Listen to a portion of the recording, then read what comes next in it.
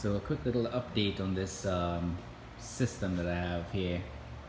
Um, on the winches that I got from Harbor Freight Tool, I switched them to neutral position. So this is gonna swing freely and stay downwards. That's where it keeps the balance. Hopefully that works pretty good. I originally put some ties on it, zip ties on it, but I didn't really like that. It was pulling this into this and preventing the swivel from spinning.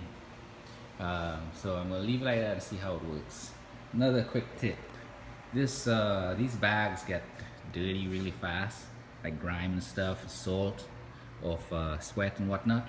So I've been wiping them down every day, and that allows me to inspect and whatnot, and check for any defects or whatnot. This A-0 is a new addition. It allows you to slip. It's the size of a human head, and it's about 2 pounds heavier than a human head, and of course it swings. You can slip, you catch with an uppercut and whatnot. It's one of those things. I use a line to attach it there.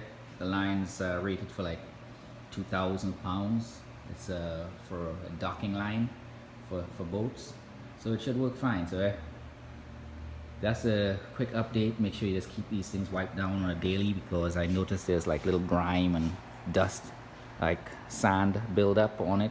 So when you hit that with gloves, that sand and digging into the aggregates, digging into the PVC. And these things are made from PVC. I contacted Polyform, and they say they're made from PVC. So you can get PVC patches online or at a local hardware store if you ever need to patch one of these things. I ordered some.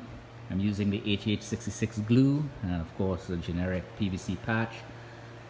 Hopefully that would work out if I ever have to patch any of these, but fingers crossed I don't have to patch any of these. They're pretty solid pieces of equipment so far. If you have any questions, ask it in the comment section down below. Subscribe, and y'all have a good day.